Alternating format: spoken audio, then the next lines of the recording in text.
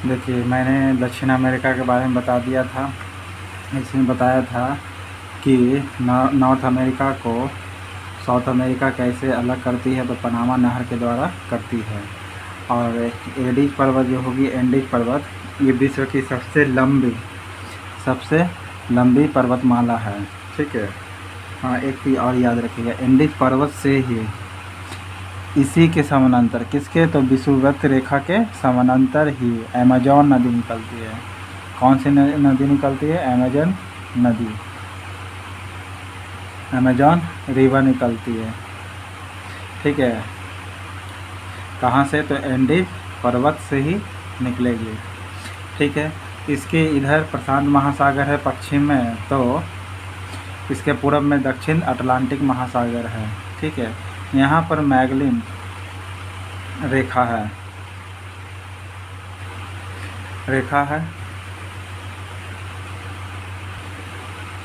यानी Magellan water संधि कहते हैं, यहाँ पर है। ठीक है। आपकी यह विश्व का सर्वाधिक जल प्रवाह वाला अमेजन नदी इसी महाद्वीप से निकलती है। ठीक है। अमेजन नदी जो रिवर है, एंडीज पर्वत से ही निकलती है, यहीं से निकलती है। इस प्रकार आप नोट्स बना लीजिएगा। चलिए आगे चलते हैं। तो आपको बता दें, ये विश्व का लॉन्गेस्ट माउंटेन रेंज है। क्या है आपका? ये लॉन्गेस्ट माउंटेन रेंज। ठीक है। ये आपका एंडीज पर्वत हो गया,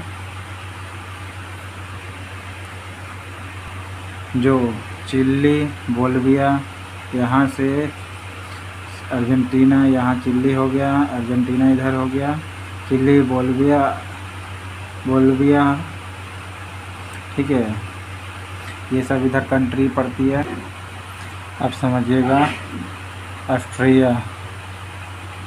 ऑस्ट्रेलिया कॉन्टिनेंट के बारे में आप समझिएगा। ये विश्व का सबसे छोटा, तो सबसे छोटा लिखिएगा, सबसे छोटा कॉन्टिनेंट है ऑस्ट्रेलिया महाद्वीप। ठीक है।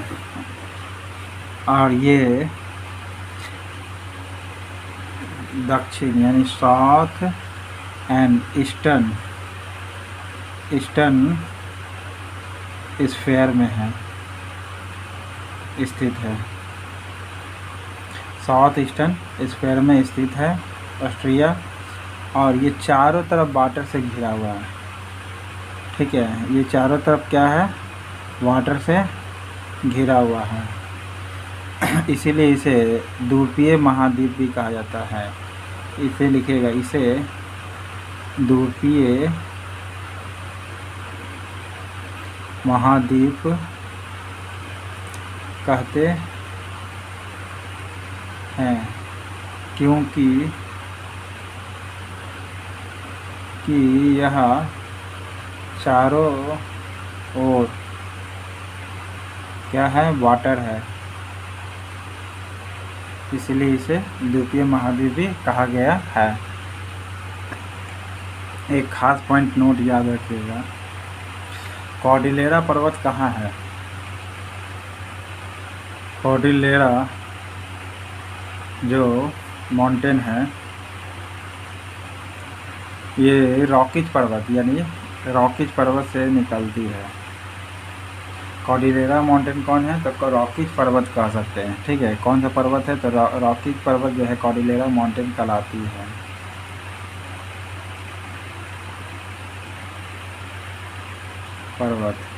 रॉकीज पर्वत को कहते हैं, जिसे वेस्टर्न रॉकीज पर्वत भी कहेंगे। ठीक है। यानी नॉर्थन भी कह सकते हैं कॉर्डिलेरा पर्वत। देखिए, नोट पॉइंट में याद करवाए थे, कॉर्डिलेरा पर्वत जो है कॉर्डिलेरा पर्वत कहाँ है? तो ये रॉकीज पर्वत के पास है। रॉकीज पर्वत के पास, यह रॉकीज पर्वत को ही कहते हैं, ठीक है, कॉर्डिलेरा पर्वत के पास है। ओके, फिर लिखिएगा कॉर्डिलेरा पर्वत दो भाग में है।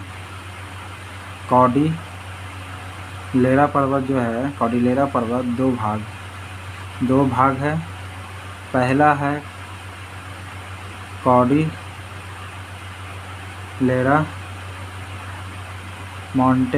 कॉर्डिलेरा ऑक्सीडेंटल, दूसरा लिखिएगा कॉर्डिलेरा ओरिएंटल। ये दो भाग है कॉर्डिलेरा पर्वत से, यानी ये रॉकीज पर्वत को दो भाग में बांट देती है। रॉकीज पर्वत को दो भाग में बांटती ही है। रॉकीज पर्वत को ठीक है, रॉकीज पर्वत को याद रखिएगा। अब अंटार्कटिका के बारे में समझिएगा। ठीक है, पहला इसे श्वेत महाद्वीप भी कहते हैं। दूसरा, यह विज्ञान के लिए समर्पण है, विज्ञान के लिए समर्पण है। ठीक है, यह दक्षिण गोलार्ध में है। ठीक है, यानी साउथर्न हेमिस्फीयर में है। चौथा पॉइंट लिखिएगा, यहाँ दक्षिण गंगोत्री जो एक रिसर्च सेंटर है भारत का, ठीक है, जो अब बंद हो चुकी है गंगोत्री। अब चल रही है मैत्री चल रही है, एक भारती चल रही है। ठीक है, हिमाद्री चल रही है अंटार्कटिका में। स्पेशल नोट पॉइंट लिख लीजिएगा, एक हिमाद्री भी रिसर्च सेंटर है। हिमाद्री रिसर्च सेंटर कहाँ है आपकी? आर्कटिक हेमिस्फीयर में लिखेगा, यानी आर्कटिक गोलार्ध में। ठीक है, उत्तरी गोलार्ध जो कहाँ है? उत्तरी गोलार्ध में, आर्कटिक गोलार्ध। ठीक है, हिमाद्री है रिसर्च सेंटर। ठीक है, ये आपका अंटार्कटिका के बारे में कुछ महत्वपूर्ण पॉइंट हो गया। आप समझेंगे सागर की स्थिति।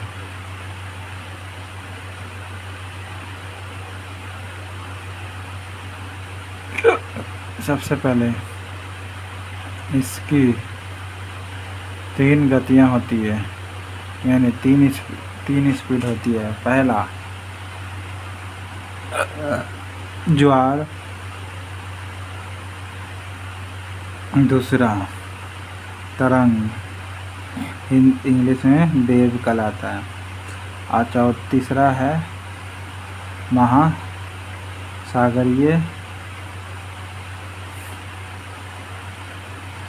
महासागरीय जलधारा। ये आपका 3 हुआ।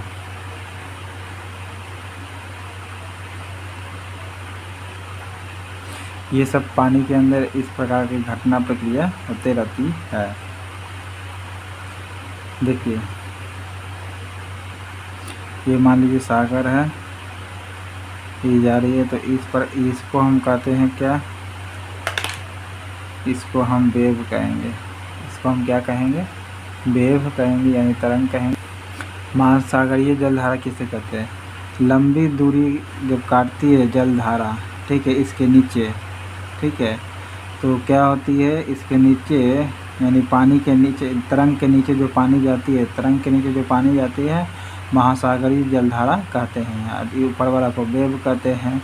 ठीक है, लंबी दूरी काटती है। ये जलधारा जो होती है महासागरीय जलधारा, ये लंबी दूरी काटती है एक निश्चित दिशा में, उसे कहते हैं महासागरीय जलधारा। इसे हम ओशियन करंट भी कहते हैं, ओशियन करंट। ठीक है, इससे बिजली भी बनाई जा सकती है। अब ज्वार भाटा क्या आती है? अब ज्वार भाटा समझिए। देखिए तल से लेकर के, ये तल कहलाया, ये नीतल कहलाया, समुद्र का नीतल। ये तल से लेकर नीतल तक का जो पानी उछलता है उसे कहते हैं, यानी नीचे से ऊपर से तल से लेकर नीतल तक पानी उछले उसे कहते हैं क्या? ज्वार भाटा। क्या कहेंगे? ज्वार भाटा कहेंगे। समझ आ गया? ज्वार भाटा, तल से लेकर नीतल तक उठे उसे ज्वार भाटा कहेंगे। अब समझेंगे महासागर के बारे में। देखिए महासागर कितनी है? तो 4 है। 4 है। कितनी है महासागर? 4। प्रशांत महासागर, हिंद महासागर, ठीक है, अरब सागर, ये सब आप सुने होंगे। तो सबसे पहले हम प्रशांत महासागर के बारे में चलते हैं। देखिए सबसे बड़ा जो मेरियाना ट्रेंच है, यानी मेरियाना गर्त जो है वो कहाँ है? मेरियाना ट्रेंच कहते हैं या गर्त कहते हैं। ये कहाँ है? विश्व का सबसे गहराई, ये विश्व का सबसे गहरा एरिया है समुद्र का, जो कहाँ है? प्रशांत महासागर में है। ठीक है, ये नज़दीक है, नज़दीक लिखिएगा फिलीपींस के, फिलीपींस के नज़दीक लिखिएगा, नज़दीक फिलीपींस के है, जो गुआम नामक जगह पर है। फिलीपींस के नज़दीक है गुआम नामक जगह, वहाँ पर ये मेरियाना गर्त पाई जाती है। 1122। यह देखने में लगभग वृत्ताकार जैसा लगेगा। कैसा लगेगा? वृत्ता देखिएगा, देखने में वृत्ताकार है। कौन? प्रशांत महासागर।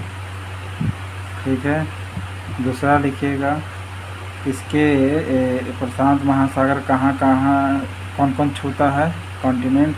तो एशिया छूता है, ऑस्ट्रेलिया महाद्वीप छूता है, महाद्वीप छूता है, नॉर्थ अमेरिका छूता है एवं साउथ अमेरिका छूता है प्रशांत महासागर को, जो इसके चारों ओर है। और है, देखिए ग्राफ बनाना सीखिएगा, कौन देश कैसा प्रशांत महासागर के नज़दीक कौन सा है। देखिए सबसे पहले आप क्या करिएगा, ये पनामा नहर है, पता है, ये नॉर्थ अमेरिका हो गया। कौन हो गया? नॉर्थ अमेरिका हो गया। ये आपका साउथ अमेरिका हो गया। इधर देखिए ये ईस्ट वेस्ट नॉर्थ साउथ हो गया। ठीक है, और इधर क्या हो गया आपका? ये हो गया विषुवत रेखा 0 डिग्री, यानी इक्वेटोरियल लाइन, इक्वेटर या इक्वेटोरियल लाइन कह सकते हैं, या इक्वेटर। ठीक है, यानी 0 डिग्री। इधर क्या हो गया आपका? ऑस्ट्रेलिया हो गया। ये क्या हो गया आपका? ऑस्ट्रेलिया हो गया, महाद्वीप हो गया। ठीक है, तो इधर आपका क्या हो गया? ये भारत हो गया, इधर एशिया हो गया, ये एशिया हुआ। तो देखिए ये प्रशांत महासागर है। कौन सा महासागर है? पैसिफिक ओशियन है। पूछेगा क्वेश्चन गौर से सुनिए, पूछेगा प्रशांत महासागर के। ठीक है, प्रशांत महासागर के पूर्व में कौन पड़ता है? तो लिखिएगा नॉर्थ अमेरिका और साउथ अमेरिका पड़ता है। और प्रशांत महासागर के वेस्ट में कौन पड़ता है? तो एशिया पड़ता है। ठीक है, कौन पड़ता है? एशिया पड़ता है। प्रशांत महासागर के ये नॉर्थ रीजन हो गया और ये वाला साउथ हो गया। तो प्रशांत महासागर के नॉर्थ में कौन हो गया, तो एशिया महाद्वीप हो गया। प्रशांत महासागर, ये भी प्रशांत महासागर है इधर। प्रशांत महासागर के साउथ में ऑस्ट्रेलिया को पड़ता है, ठीक है। इस प्रकार आपको याद रखना पड़ेगा, ठीक। अब आते हैं अटलांटिक महासागर पर।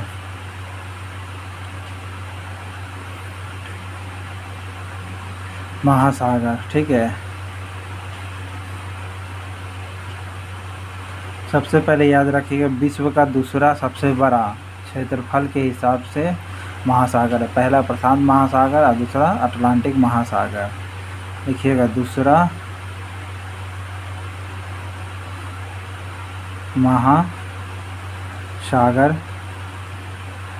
है कितना, तो एरिया के आधार पर, ठीक है। एरिया के बेस पर क्या है, महासागर सबसे बड़ा है। दूसरा नंबर पर अटलांटिक महासागर। इसका शेप लिखिएगा, शेप माने आकार। इसका आकार कैसा है, तो एस आकार का है। कैसा आकार का है, एस आकार का है, यानी इस प्रकार का है। अटलांटिक महासागर कैसा है, एस आकार का। जबकि प्रशांत महासागर कैसा था, वृत्ताकार था। एस आकार का, शेप एस आकार का है, ठीक है। इसका आकार। इसके पश्चिम में उत्तर और दक्षिण अमेरिका तथा उत्तर पूर्वी भाग में यूरोप और अफ्रीका है।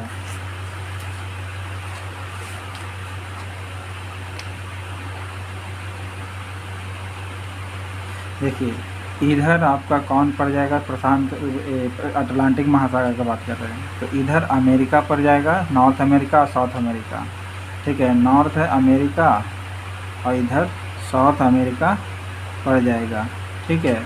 पश्चिम में, किसके पश्चिम में, तो अटलांटिक महासागर के पश्चिम में। तो उत्तर पूर्वी भाग में यूरोप पड़ेगा। यहाँ पर क्या है, उत्तर पूर्वी, तो उत्तर पूर्वी यूरोप पड़ जाएगा। यहाँ पर कौन सा रीजन है, यूरोप। उत्तर पूर्वी भाग में कौन है, यूरोप है और अफ्रीका है। कौन है, यूरोप और अफ्रीका रीजन आती है।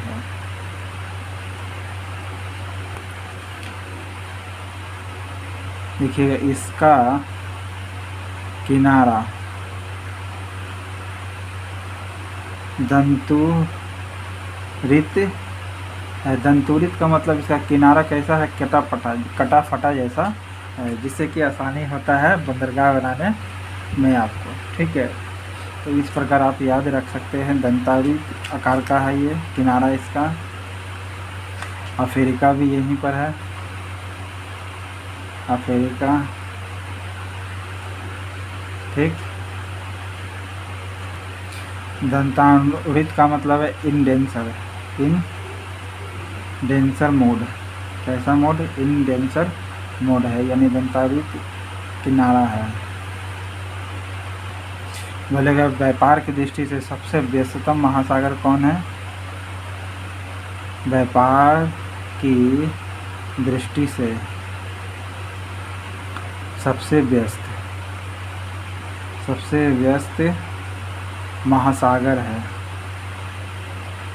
व्यापार की दृष्टि से सबसे व्यस्त महासागर है ये, ठीक है।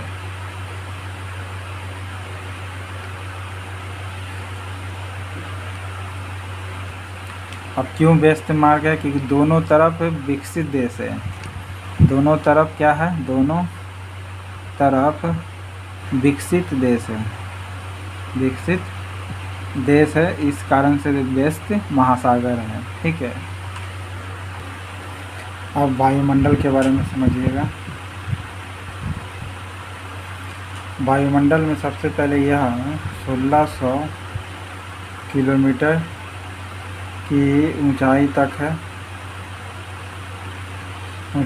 है, पहला पॉइंट वायुमंडल में याद रखिएगा।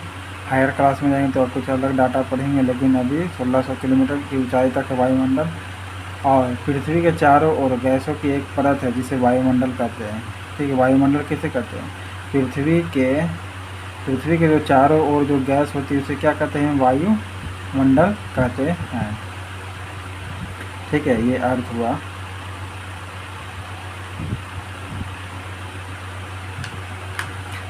देखिए वायुमंडल को, जो ये वायुमंडल है, इसके घटकों के आधार पर पांच परतों में बांटा गया है। यानी घटक यानी अनेकों रूप होता है, क्या क्या हिस्सा होता है उसी को कहते हैं घटकों के रूप में। 5 परत में बांटा गया है। पहला लिखिएगा क्षोभ मंडल, दूसरा समताप मंडल, तीसरा लिखिएगा मध्य मंडल, चौथा लिखिएगा आयन मंडल, और पांचवा लिखिएगा ओजन मंडल। पांचवा है वायुमंडल। वायुमंडल ये टोटल 5 मंडल है जो विभिन्न घटकों के आधार पर बांटा गया है वायुमंडल को। ठीक है, एक चीज़ याद रखिएगा, जो रेडॉन होती है, रेडॉन जो गैस है ओपन वायुमंडल में नहीं पाई जाती है। ओपन में नहीं पाई जाती है, नहीं पाई जाती है। ठीक है, ओपन वायुमंडल में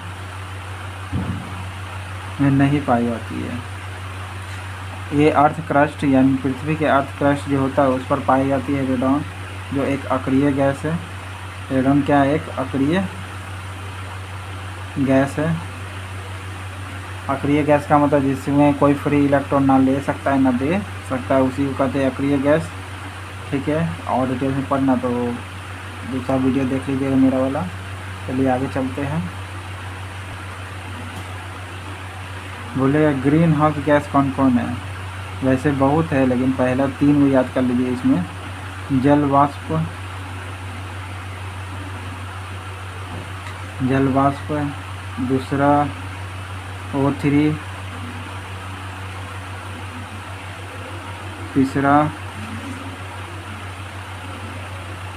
कार्बन डाइऑक्साइड।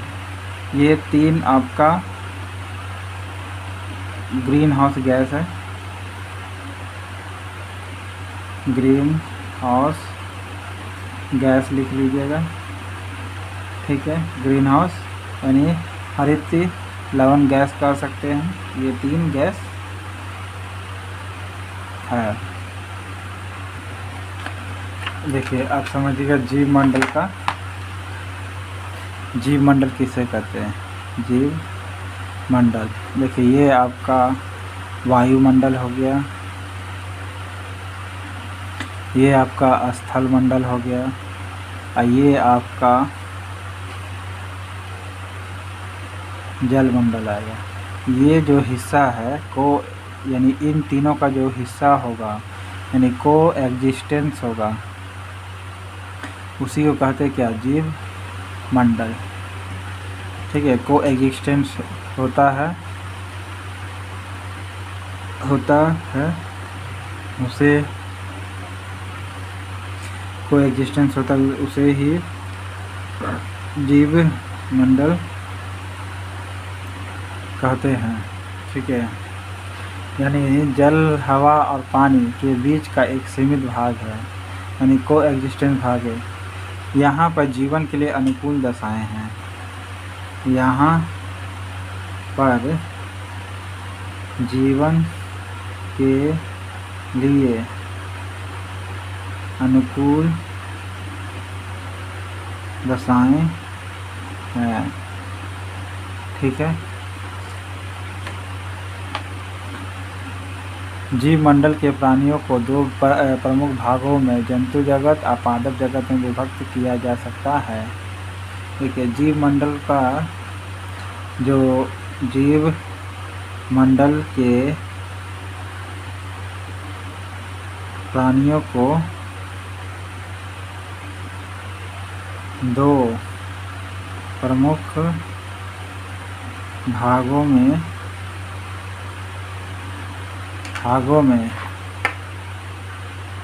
पहला पादप जगत,